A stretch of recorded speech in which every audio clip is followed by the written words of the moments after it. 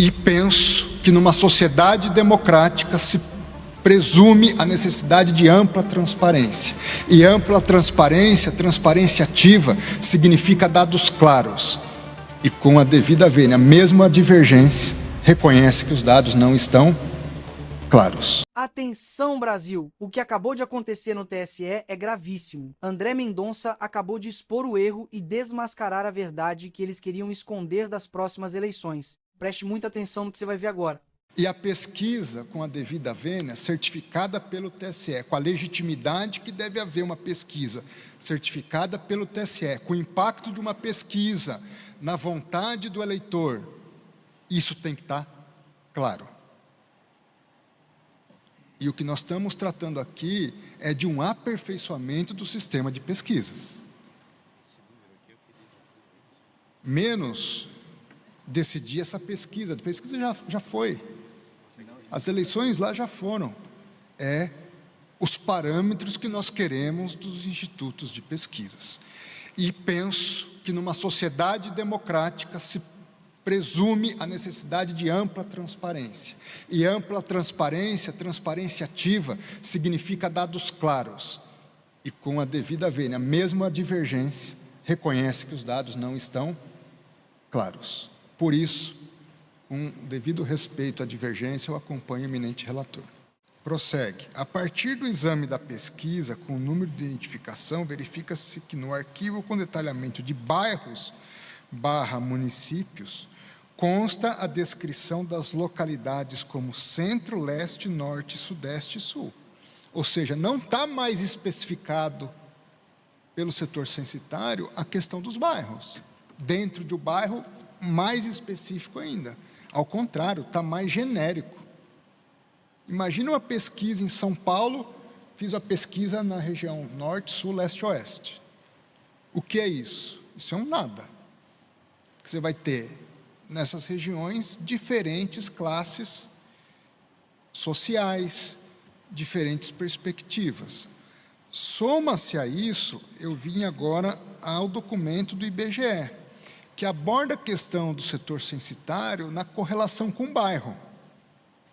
Diz o seguinte, que para os municípios que possuem limites de bairros definidos por lei, os setores censitários terão, sempre que possível, seus limites considerados.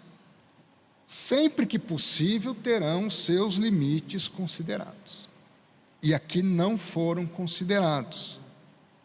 Observadas as limitações operacionais, etc., etc., etc.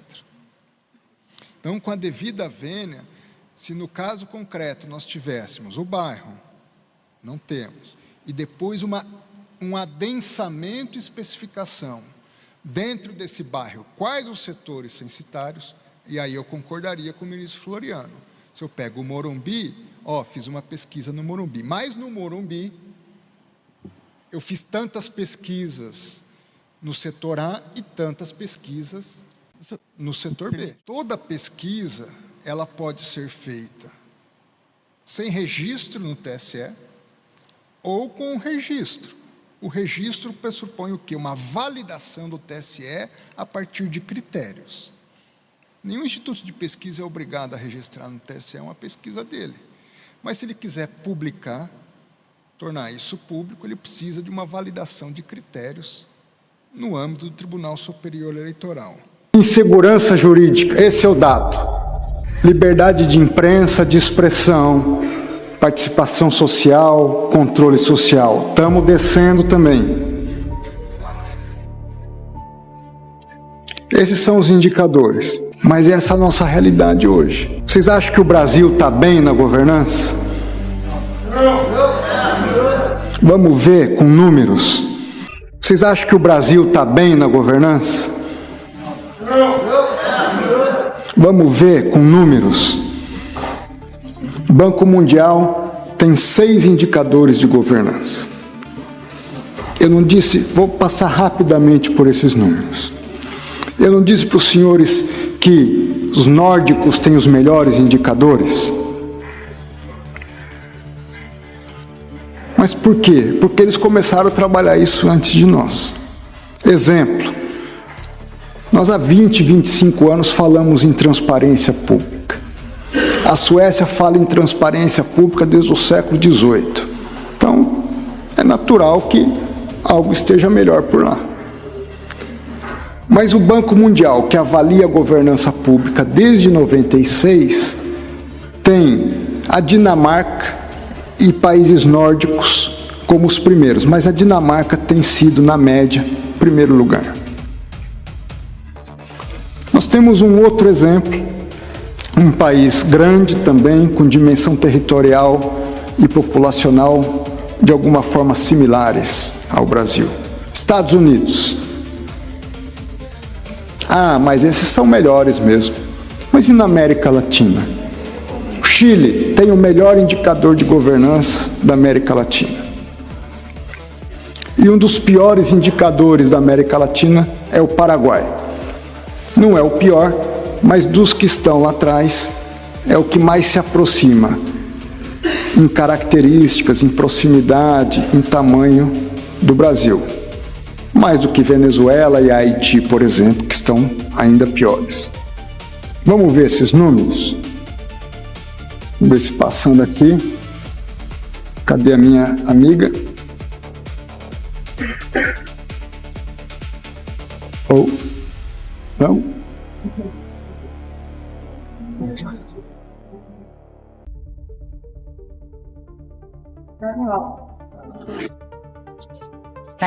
Primeiro indicador: respeito às leis.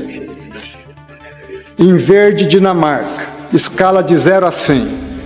Estados Unidos, 88. Chile, olha lá o Brasil, não passa de ano, nota 4.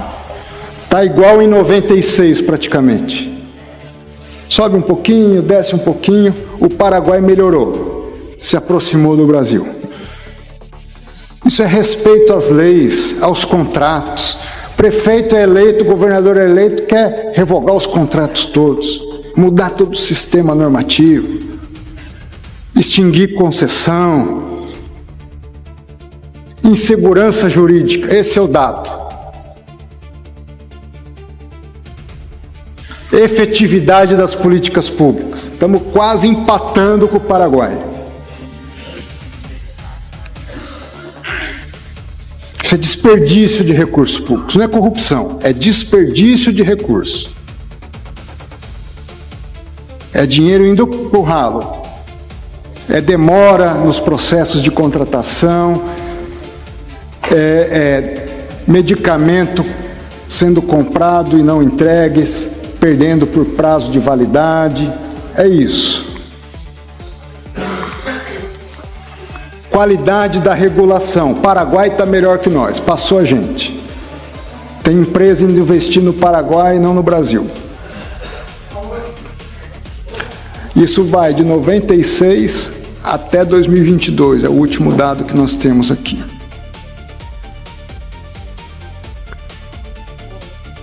Essa é a realidade.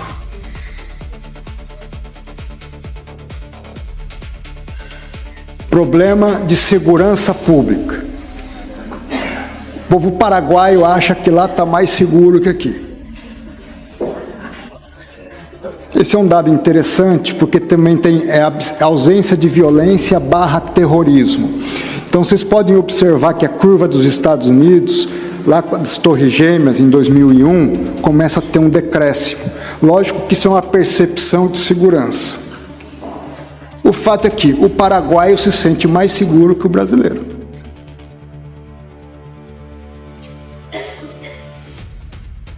Controle da corrupção. Estamos indo ladeira abaixo.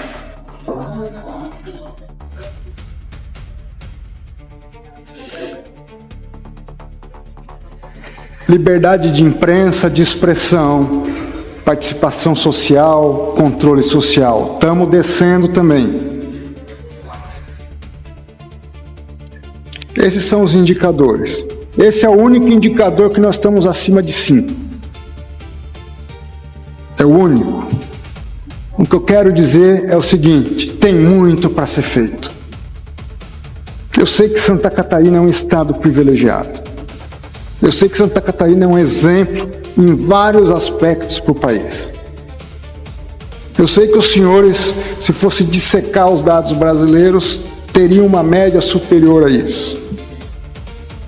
Mas essa é a nossa realidade hoje. E eu tenho certeza que mesmo em Santa Catarina, muito ainda pode ser feito para melhor. Entenda o seguinte: trabalhe na área de governança, controle social, prestação de contas, trabalhe na área da efetividade, respeito às leis, aos contratos, não pratique corrupção, tenha efetividade, faça regulações que atraiam empresas para a sua cidade. É isso que o povo espera. Mas, olha os números do PISA nosso. Lá atrás desses países todos. Olha os números de produto interno bruto.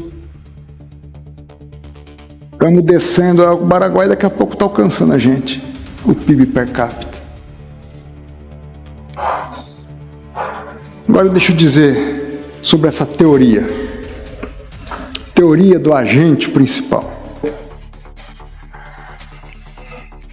Essa teoria foi trazida da economia para o direito privado, do direito privado para o direito público. Lá nos Estados Unidos, as pessoas investem em bolsa de valores. O sujeito está lá, é como se tivesse sujeito assim. O sujeito está lá no Rio Grande do Sul, investe numa empresa lá do Pará, na Bolsa de Valores de São Paulo. O sujeito nunca foi no Pará, nem conhece a Bolsa de Valores de São Paulo, mas investiu nessa empresa. Ou o inverso, o sujeito do Pará investiu na Bolsa de Valores de São Paulo, numa empresa aqui de Santa Catarina. Nunca veio a Santa Catarina, nunca foi lá a Chapecó, a Blumenau, a Joinville.